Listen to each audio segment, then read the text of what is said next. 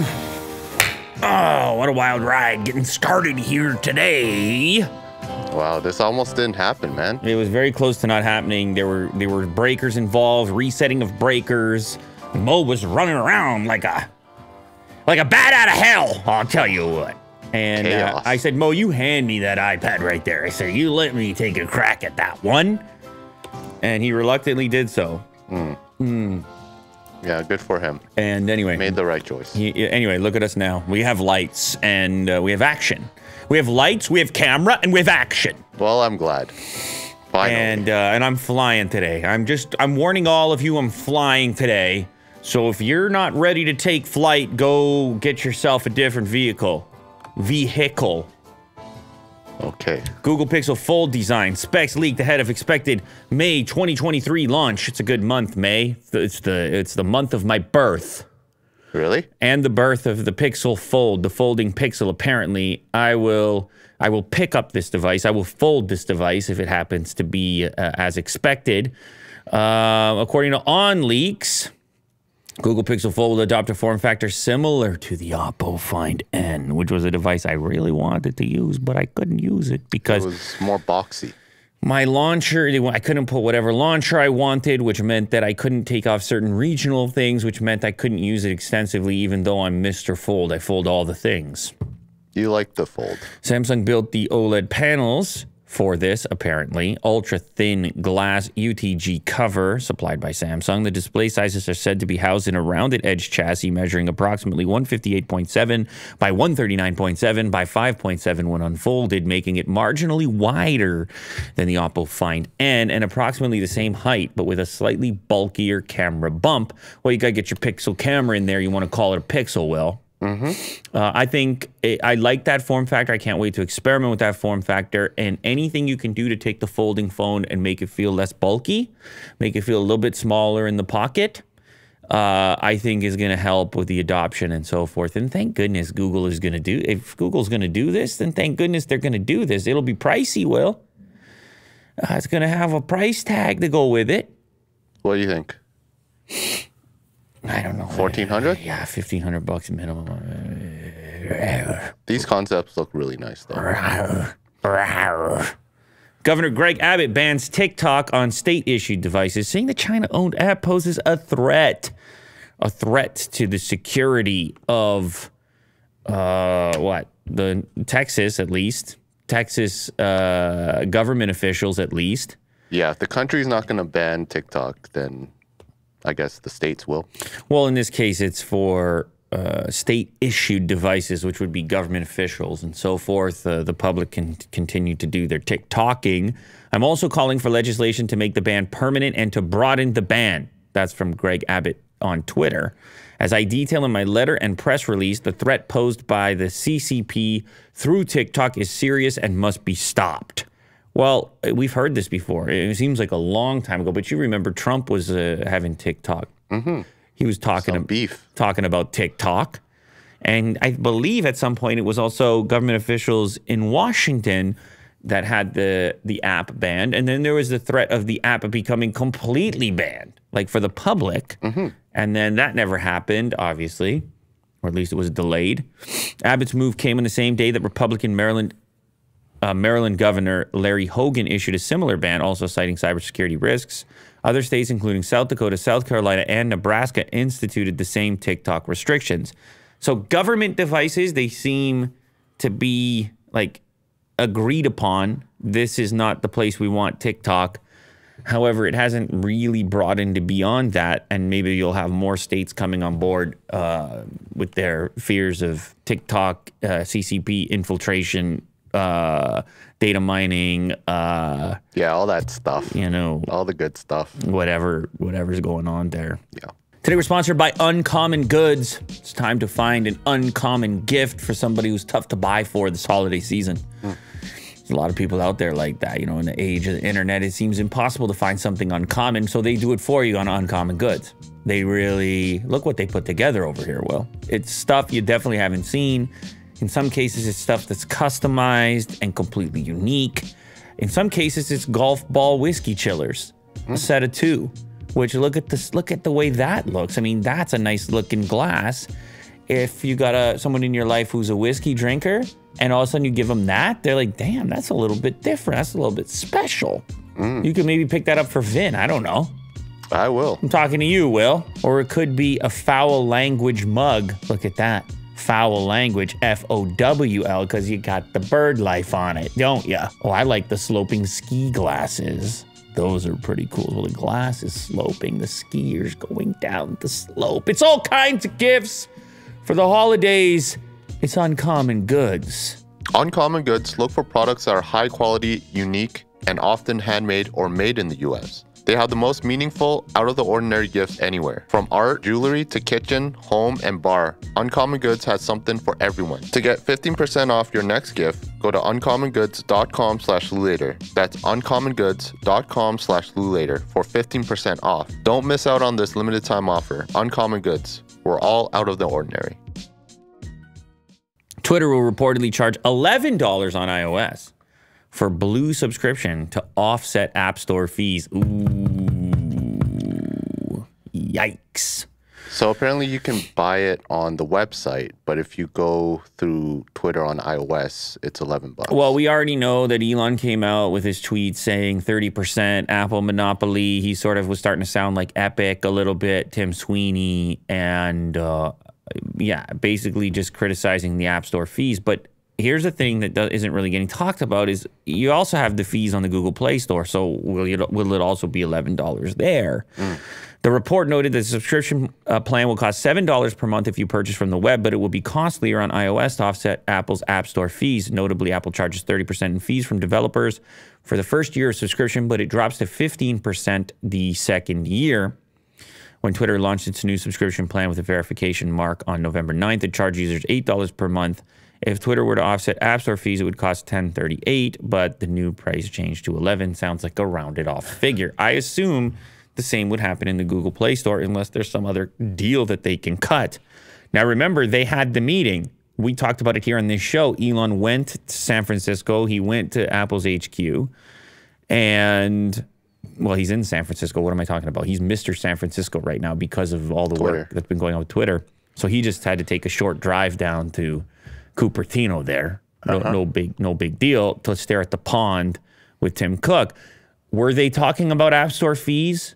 I don't know, but he said good conversation, but then this rumor comes out about just charging more. Maybe part of the good conversation is just coming to an understanding that, hey, we can't crack that 30 points. Imagine what Tim Sweeney's going to say if we cut you a deal. Tim Sweeney not going to be happy with Tim Cook. So anyway, it is a way of doing it. It's definitely a way of doing it. If you are an app developer of any kind, and it's obviously going to make things more difficult for you because you're charging more money, but if you want to recoup Apple's 30 points, you could always just put it back on the customer, and maybe we'll see more of that. Maybe Twitter starts a trend here. Lexus built an EV with a fake manual transmission. I saw some clips of this floating around. The company put it in a UX crossover, not exactly an enthusiast favorite. Well, maybe that doesn't matter if they're just strictly doing testing right now. So this is apparently an EV. And look at this. We're changing gears, going round the turn, around the bend.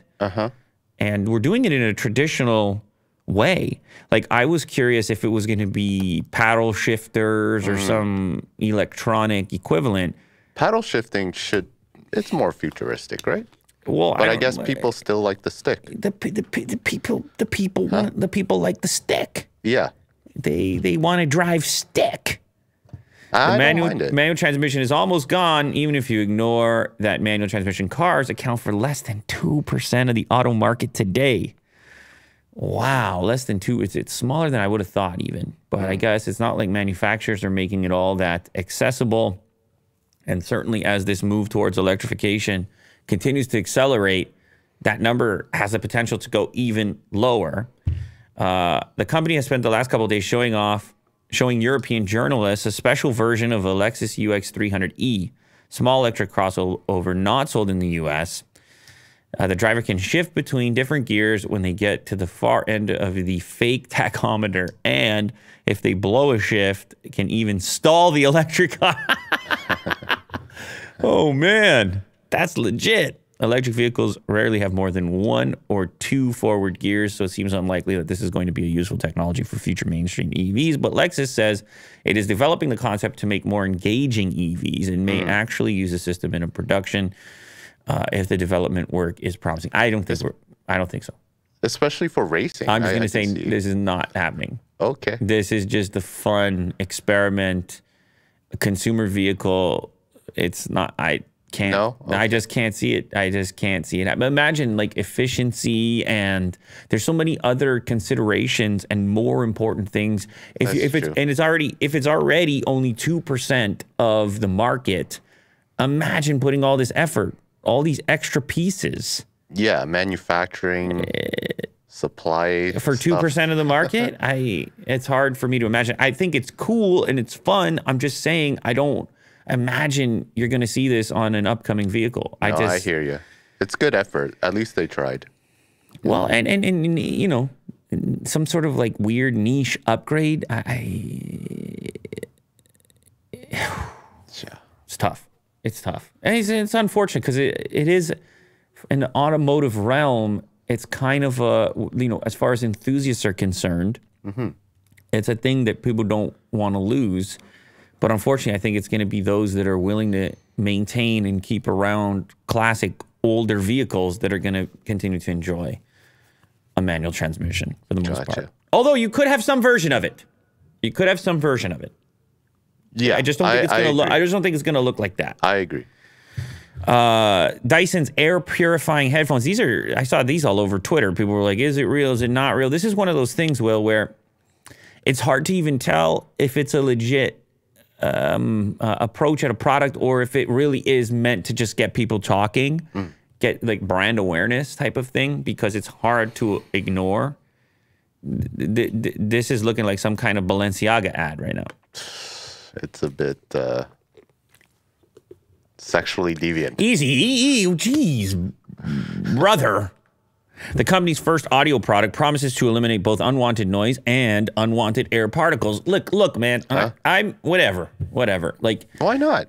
You know, people are wearing things on their face and chatting in public, and I don't know. Are we in the future yet? Are we there yet? I don't know. Earlier this year, Dyson revealed its first audio product, pair of headphones that promised to not only block noise, but unwanted airborne particles as well, thanks to built-in filtration system and mask. The company revealed more details on the Dyson Zone, including when you'll be able to buy a pair and how much having a breath of fresh air will cost you. Oh, they said how much it will cost me? Yeah. Oh, $949. Some fresh air. So, I mean, that makes it a bit more real. It does? It has a price? I guess. I don't know how real it's going to be for the average person, Will, at $949. That could be you. Listen, I'll easily check it out because it's wild and crazy. They look like headphones. Dyson's own headphones also fall into that category, unorthodox design, integrating the smallest 10,000 RPM electric motors the company's ever developed into each ear cup, letting the air purifier on the front draw air through dual layer filters to remove particles like pollen, bacteria, and dust, plus gases like nitrogen. I mean, I guess if you ever found yourself in some post-apocalyptic type of airborne warfare with particles and viruses and however people are fighting each other in the future. Although this doesn't really seem like it's suction to your face, you know? Are you saying it's bogus? And your eyes are unprotected. It says pollen, bacteria, dust, gases. It's a gas mask. Okay. However, as Dyson has pointed out before, the Zone headphones don't create a perfect seal and are not a solution for minimizing the risk of COVID-19 exposure. There it is. Oh, look at this. Well, this is when you take the front piece off, I guess. Yeah. They look a bit chonky, but not bad. I don't know. That is weird. They're like, yeah, it's not really a substitute. It's not really going to block any type of virus from getting in there. It's just going to sort of purify a little bit. And then think about battery life. That's another great consideration. Got these fans blowing. Yeah. So many RPMs right beside your 20 minutes of battery life. And they're not going to be lightweight either, which is another problem I'm going to have because I like to wear around 350 grams on my head at most. Right. And these are almost 600 grams. And AirPods Max, these are heavier than the XM5s from Sony and AirPod Max combined. Wow. What? Dyson Zone is heavier than both combined. Oh, it's 670 grams. Never mind 595. It's 670 grams. And then even if you take the front mask off, it's still 595 because you're carrying around these fan units that you're not even using, the suction units. Right. You're not even using when you have the front piece removed. This is very ambitious. I would love to take a look at this, but it is truly hard to believe that it's a real thing. Mm. Who knows? Some people want the future faster than others. Sure. And they're willing to carry 700 grams on their head in order to get there. The unboxing experience might be good. I'd say that. Hey, man, we'll take a crack. Right. Driver trapped for more than 300 miles on highway after cruise control breaks. The Haval H6 carried on for hundreds of miles with a police escort before it ran out of gas. That's the vehicle, I presume. Yeah, very popular, apparently, in China. So this is not an electric vehicle. This is a gas vehicle. And this is Will trying to highlight the fact that even gas vehicles can malfunction and do weird things. It's just we tend to talk about it less because it's not as high profile as the guy whose name rhymes with Tusk. So he was stuck on the highway for quite a few hours because he couldn't actually brake. The cruise control couldn't let him. It didn't let him. It like disabled the brake, and then he called the police, in which the police escorted him along the whole highway until it ran out of gas. That's the only way to stop it, apparently. It's a cool move. You call the police and you say, my car won't stop, and then you have that call on, right? I don't know how long it takes for the escort to get there. At least it seems he wasn't accelerating. He was just locked at around 100 kilometers an hour. Yeah, 62 miles per hour. Or 100 kilometers per hour. He allegedly kept going at this speed for hundreds of miles until his car ran out. That's when you're not happy about your gas mile, your extended range. You're like, run out already. The driver of the vehicle was stuck in the car for 500 kilometers. During the drive, he called the authorities to alert them of his predicament. The police provided an escort to ensure the driver didn't hit anybody. I guess the highway goes on for at least 500 kilometers. Yeah, if you don't take exits. That's right. No, you're steering clear of those exits if you can't turn cruise control off. But he was very irate. Oh, right. Obviously, once he can get out of the vehicle. But it's just a weird he lost control of his emotions. Operation. It says he lost control of his emotions. For a car. And became very upset. Well, I mean, anybody would, right? You're stuck on the highway. You're fearing for your life. The cruise control won't turn off. And you're pissed. Oh. I get it. I might lose, lose control of my emotions. Well, it's just like a really subtle horror story. Or it can. Oh, you're drafting the script for an entire horror film where the car, it's a runaway car. You can't do anything about it. I want Netflix to sign. Okay. Kind of like Speed, but more casual. All right. Well, you're giving it away for free right there. Whoever wants it, they can have it. Amazon will give your overworked delivery driver $5 if you ask Alexa to say thank you. What kind of headline do we have here? That's nice. Last year, an Amazon delivery driver said that the high volume of orders during holiday season makes life hell. This year, these contracted workers can get a $5 tip if their customer says, Alexa, thank my driver. Whoa. Meanwhile, news also broke today that Amazon is being sued by the D.C. Attorney General, seeking penalties for allegedly misleading customers by using tips to cover couriers' base pay. This is like in the Uber realm and so what? So I have one of these smart speakers, and then I see the package arrive, and then I say, Alexa, thank my driver real quick. Yeah. And the $5 tip goes there. Yeah. Apparently it's as simple as that. Whose $5 is it? The new thank you features part of a promotion that Amazon says it's running to celebrate its impending milestone of 15 billion packages delivered. If a driver is one of the first 1 million to receive a thank you, they get $5. The 5 drivers who receive the most thank yous will get a $10,000 bonus plus $10,000 donated to a charity of their choice. That means Amazon will pay out $5.1 million to workers through this promotion.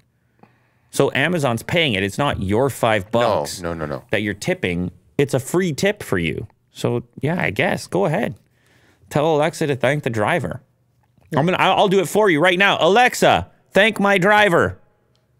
Just did it for you. Good PSA. Last one. Google releases its most searched terms for 2022. The search engine's annual data dump offers a recap of collective internet experience, full of reminders and some surprises. I don't know if this is I don't know if it's more surprises or shock as to what people are actually searching or have searched. What's this? A tale of, what am I looking at here? Well, what is this? A slideshow? A Tale of Two Cities. Okay. Oh, yeah. I mean, definitely Ukraine would be a huge topic that was searched. Is that number one? Oh, let me just... What is this slideshow you have here? What is this formatting? Okay, so... Top 5 in news, okay? Yeah, Ukraine. Wordle, I remember that. That was... Oh, yeah. I never got into it, but man, it seemed like everybody else was. Story of my life. Still going strong, I guess. Oh, really? Okay. Oh, right. Oh, yeah. Amber Heard. Depp Why does trial. that feel? Why does that feel like 10 so years long ago? Man. Oh, man. That was in 2022. Good Lord. It was like the biggest thing in the world for... That's everything now. It's the biggest thing in the world for 5 minutes. Yeah. All right. Next up, Thor. No, get out of here. Really? Oh, yeah. Thor was pretty big. It was only number 7 in U.S. box office earnings. But the first one did really well. Okay. So. All right. I did not catch the Thor. Euphoria? Euphoria was big. Really? Yeah. In 2022? Because they had like a long hiatus, I heard. Okay. All right. Yeah. Well, thanks for filling us in on it. Cats? What? Yeah. Cats. Google Lens. Google separated out its search analytics by mechanism as well as by category.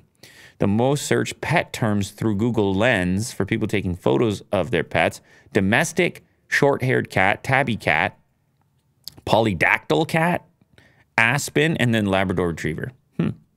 So pets. Well, that's what people were taking using Google Lens. British monarchy. The Queen. When it came to Google's user favorite places to search, Buckingham Palace, number 1, Big Ben, number 2, Pyramid of Giza, number 3, Christ the Redeemer in Rio de Janeiro, and Royal Palace of Brussels. These are top places to search in maps.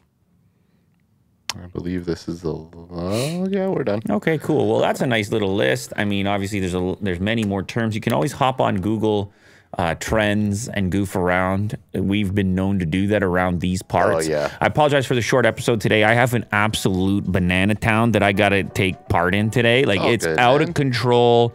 I am in the... I'll be harvesting the cornfields this afternoon. Oh. I'll be driving the combine.